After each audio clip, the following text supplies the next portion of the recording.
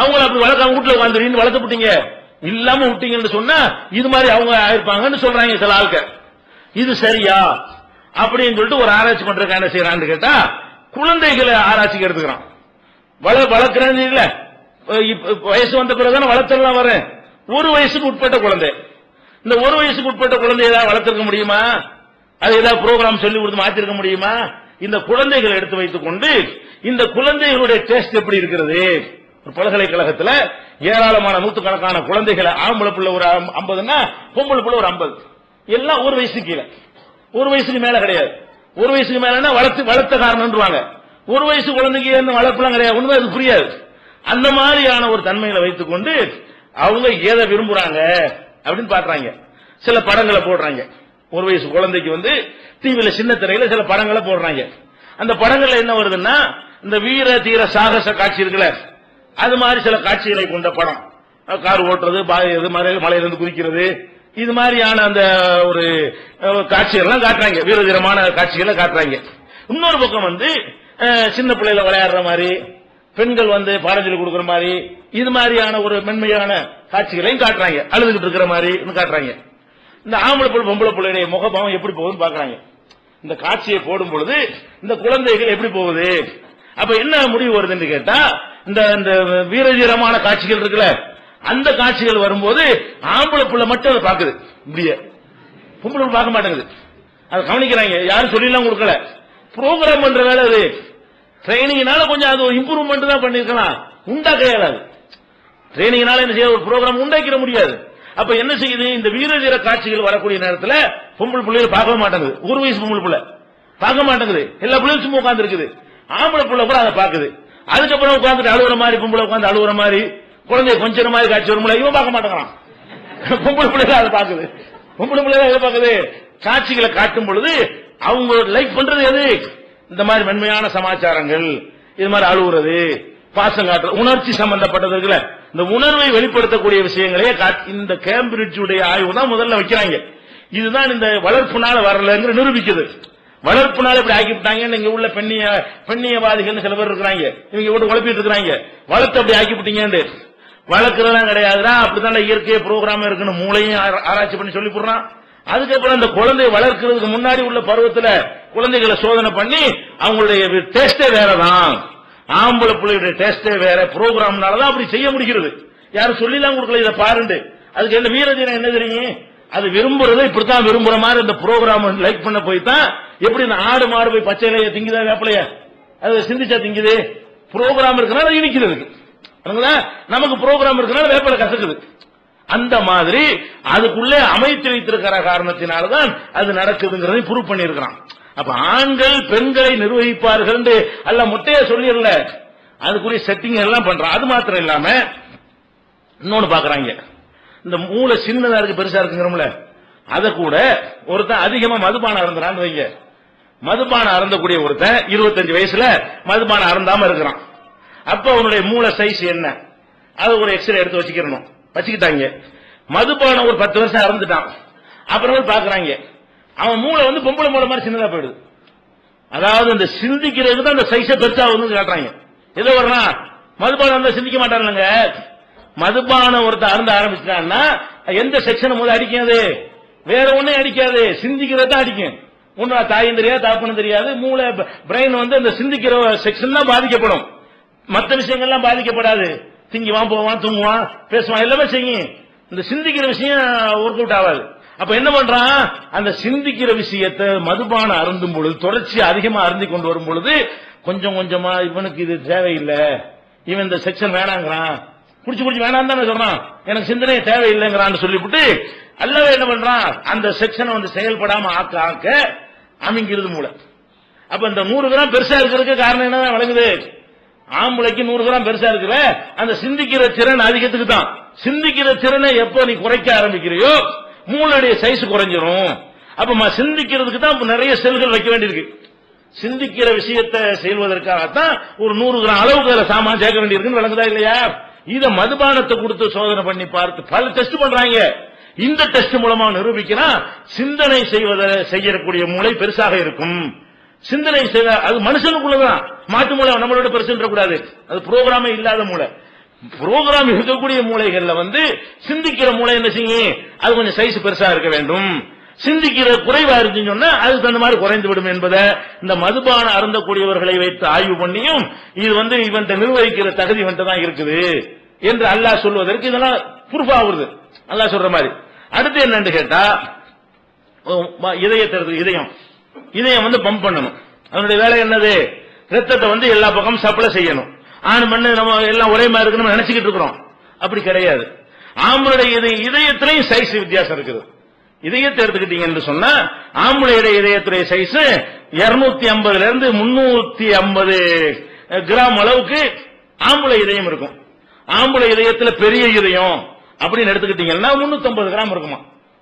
ஆம்பளை ஒரே சைஸா இருக்காதுல, கொஞ்சம் ஆள் வாட்ட கட்டமா இருந்தான்னு வைங்களேன், அதுக்கு தகுந்த மாதிரி கொஞ்சம் எதுவும் பெருசா இருக்கும். ஆள் இப்படி இப்படி இருந்தான்னு வைங்களேன், அதுக்கு தகுந்த மாதிரி சின்னதா இருக்கும். சின்னதா இருக்கிறது குறைஞ்சபட்சம் எவ்வளவு இருக்கு, 250 கிராம் இருக்கும். பெருசா இருக்கிறது அதிகபட்சம் எவ்வளவு இருக்கு, 350 இருக்கும். அப்ப ஆண்கள்ல பெரிய இதயம் உள்ளவனை கொண்டு வந்தோம்னு சொன்னா அதனுடைய அளவு எவ்வளவு, 350. சின்னதை கொண்டு வந்தா 250. பொம்பளைகளே நல்லா ஃபேட்டா ஆம்பளை மாதிரி 4 மடங்கு பெருசா கூட இருக்கட்டும், இதயத்தை எடுத்துட்டு வந்தோம்னு சொன்னா அவங்களுக்கு பெரிய இதயம் 300 தான் இருக்கும்.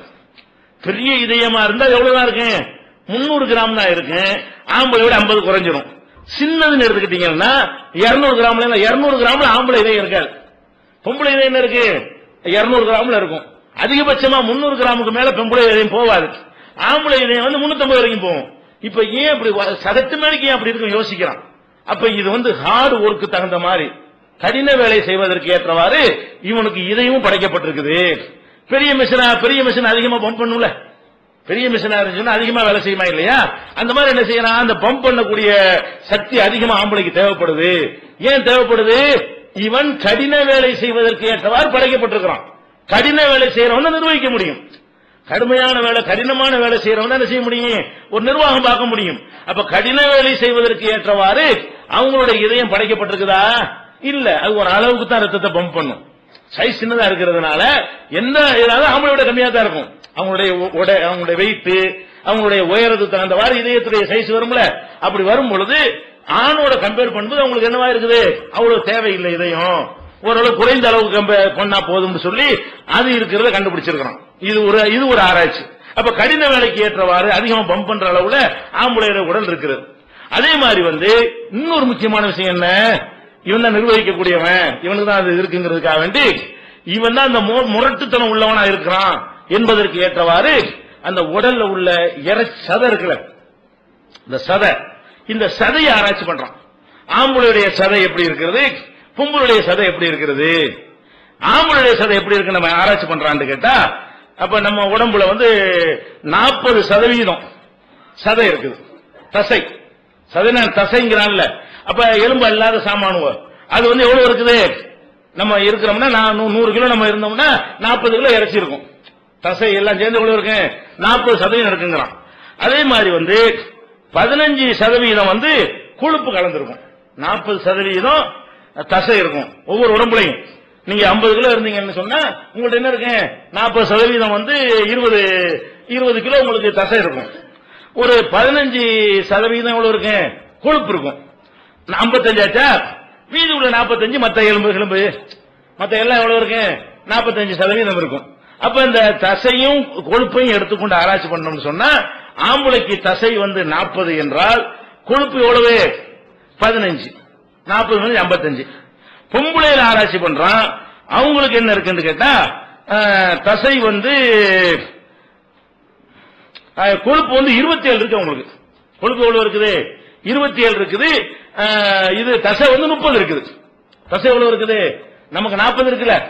100 கிலோ உள்ள ஒரு பொம்பளையா இருந்தாங்கன்னு சொன்னா அவங்களுக்கு 30 கிலோ தான் தசை இருக்கும். கொழுப்பு எவ்வளவு இருக்கு, 27 கிலோ இருக்கும் கொழுப்பு சத்து. ஆம்பளைக்கு வந்து 15 தான் இருக்குது. 27 டபுள் மாதிரி ஏறக்குறைய ஒரு 30 தான் டபுள் ஆயிரும்ல. அப்ப ஆம்பளைக்கு இருக்கிற கொழுப்பை விட டபுள் மடங்கு பெண்களுக்கு என்ன இருக்கு, கொழுப்பு அதிகமா இருக்கிறது. கொழுப்புன்னு அந்த கொழுப்பு இல்ல, வேற கொழுப்பு எடுத்துக்க கூடாது, இந்த மாதிரி இருக்கிறது. இது வச்சு அவன் என்ன சொல்றான், இதுல இருந்து என்ன முடிவுக்கு வர்றான்னு கேட்டா, ஆம்பளுடைய உடம்ப தசையை இயக்குவதற்கு நிறைய எரிபொருள் தேவை. நிறைய நம்ம தசை வேலை செய்வதற்கு என்ன இருக்கு, நிறைய சாப்பாடுலாம் சத்து சாமான்லாம் ரொம்ப தேவைப்படும். பொம்பளையில பொறுத்த வரைக்கும் அவங்களுடைய தசை கம்மியா இருக்கிறதுனால கொழுப்பு செயல்படுவதற்கு என்ன வேண்டியது இல்ல, எரிபொருள் தேவையில்லை, அது பாட்டுக்கு இருந்துகிட்டே இருக்கும் கொழுப்பு. அப்ப இந்த கொழுப்புங்கிற அந்த அம்சத்தை அவங்களுக்கு அதிகமாக வச்சு ஆம்பளைக்கு கொழுப்பு குறைவாக வச்சதுனாலதான் இவன் செயல்படுவதற்கு ரொம்ப பேட்டரி தேவைப்படுது. ஒரு பேட்டரி உள்ள விஷயம் எடுத்துக்கிறீங்களேன். அந்த காலத்துல ரேடியோ போட்டாங்க, ரேடியோன டிரான்சிஸ்டர் போட்டாங்க தெரியுமா, வால்வு சிஸ்டம். என்னவாகும், அதை போடுவதற்கு நிறைய கரண்ட் வரும், அது சூடாகும், அப்புறம் எரிஞ்சது வந்து அப்புறமே படிக்க ஆரம்பிக்கும். இப்ப டிரான்சிஸ்டர் போட்டா பாத்தீங்களா, உடனே டக்குன்னு படிக்கும். இப்ப உடனே செய்யும் படிக்கும். இதுக்கு வந்து 2 பேட்டரி போதும் இருக்கு. அந்த அவ்வளவு பெரிய வேலை செஞ்ச அந்த வால்வு சிஸ்டம் பாருங்களேன், அது செஞ்ச வேலை எது செஞ்சுட்டு போயிருது, 2 பேட்டரி. அந்த பேட்டரியோட பெண் பேட்டரி அதை விட சின்ன பட்டன் பேட்டரி வேலை செய்யுது. இப்ப பட்டன் பேட்டரியில என்ன செய்யுது, ரேடியோ படிக்கிற அளவுக்கு வந்துருச்சு. அப்ப இதுல வந்து எரிபொருள் குறைவோர்லயே செயல்படுற மாதிரி இந்த ரேடியோ இப்போ உள்ள ரேடியோ படைக்கப்பட்டிருக்கிறது. அல்ல மனுஷன் எப்படி படைச்சிருக்கான்னு கேட்டா, இவன் வந்து கடுமையான எரிபொருளை கொண்டுதான் இயங்குவான் ஆம்பளை. அதனாலதான் பொம்பளை நீங்களோட 2 மடங்கு 3 மடங்கு நம்ம சாப்பிடுறோம். பொம்பளை கம்மியா தானே சாப்பிடுறான்.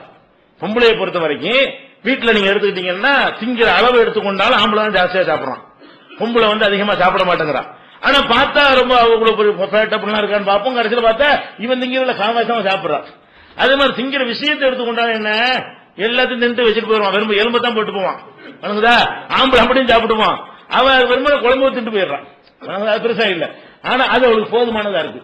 ஏன், அவங்களுக்கு செலவு இல்ல, அந்த கலோரி செலவாகிறது இருக்குல்ல, அவங்களுக்கு அதுல கிடைக்கக்கூடிய சத்தை வந்து இந்த குறைந்த தசையை தசைக்கு தானே பேட்டரி வேணும், தசை இயக்குவதற்கு போதுமானதா இருக்கிறது. இவனுக்கு எல்லாமே தசையா இருக்கிறதுனால, கொழுப்பு கம்மியா இருக்கிறதுனால அவங்களுக்கு என்ன செய்ய முடியல, இருக்க முடியல. அப்ப என்ன சொல்றான்னு கேட்டா, ஒருத்தன் வந்து ஒரு நிர்வாகம் பண்றதா இருந்தால் முதல்ல ஆள் அதுக்கு தகுந்த மாதிரி திடகாத்திரமா இருக்கணும். இந்த திடகாத்திரம் என்பது என்ன இல்ல, உடல் அமைப்புலையே நீங்க என்னதான் நீங்க வந்து பயிற்சி எடுத்து உடற்பயிற்சி எடுத்து சில பெண்கள் அப்படிலாம் இருந்து பாக்குறாங்க, இருந்தாலும் அது ஆம்பளை மாதிரி வரவே முடியாது. என்னத்தை நீங்க செஞ்சாங்கன்னு இருக்கு, அது வந்து பார்த்தா ஆண்கள் ஆசைப்பட முடியாத ஒரு தோற்றத்துக்கு வந்துருவாங்களே தவிர ஆம்பளை மாதிரி ஆக முடியுமா, முடியாது. ஏன் ஆக முடியும், இன்னும் சொல்ல போனா ஒரு ஒலிம்பிக் போட்டி நடந்துச்சு.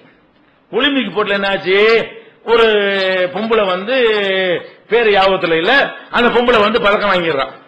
உடனே என்ன பண்ணிட்டாங்க, இது பொம்பளை தானான்னு டெஸ்ட் பண்ணணும், பொம்பளைகளுக்கான போட்டி. அது பொம்பளைகளுக்கான போட்டியில பதக்கம் வாங்கினவன, இது வந்து இப்ப இந்த பொம்பளைடைய ஓட்ட நாட்டத்தெல்லாம் பார்த்தா பொம்பளையா தெரியல, இதை டெஸ்ட் பண்ணணும்னு சொல்லி ஹார்மோன் டெஸ்ட் எல்லாம் பண்ணி என்ன செஞ்சா, கடைசியில ஆண் தன்மை மிகைத்திருக்குன்னு அந்த பதக்கத்தை பறிச்சுட்டாங்க.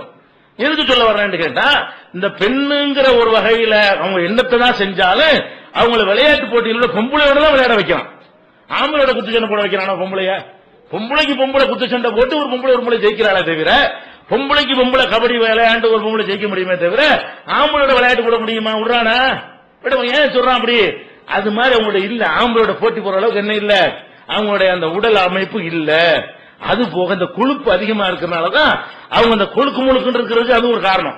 கொழுப்பு இல்லாம தான் இப்படி இருக்கு. ஆம்பளை இருந்தா கொழுப்பு இல்லாட்டி என்ன செய்வான், மழிஞ்சு பிடிப்பான்ல, அந்த மாதிரி ஆம்பளை ஆயிடுறான். பெண்களை பொறுத்த வரைக்கும் தசையோட சேர்ந்து அந்த கொழுப்புகள் எங்க பார்த்தாலும் அதிகமா இருக்கிற காரணத்தினாலதான் ஒரு மினுமினு அந்த ஆண்களை ஈர்க்கிற மாதிரி இருக்காங்கல்ல, அதுக்காக வேண்டி நல்லா செஞ்சிருக்கிறான். ரெண்டாவது வந்து இந்த வலிமை இவனுக்கு அதிகமா வேணுங்கிறக்காக இவனுக்கு இப்படி செஞ்சிருக்கான். அப்போ நிர்வாகம் பண்ணுவதாக இருந்தால் அந்த முதல்ல மூளை திறன் வந்து இப்படி இருக்குன்னு கண்டுபிடிச்சு சொல்றாங்க. ரெண்டாவது இதெல்லாம் விஞ்ஞான ரீதியா உள்ளது. குர்ஆன்ல சொல்ற எந்த அல்லாஹ் படைச்சவனுக்கு தெரியாதா, யார் யாருக்கு என்னென்ன வேலை கொடுக்கணுங்கிறது படைச்சவனுக்கு தெரியும். இந்த செட்டப்பை விளங்காம யாரெல்லாம் மீறுகிறார்களோ அவங்க பலவிதமான கேடுகள் அனுபவிப்பாங்க. இது சம்பந்தமா இன்னும் நிறைய விஷயங்கள் இருக்கிறது. இன்ஷா அல்லாஹ் அடுத்தடுத்து நல்ல பார்ப்போம். அஸ்ஸலாமு அலைக்கும்.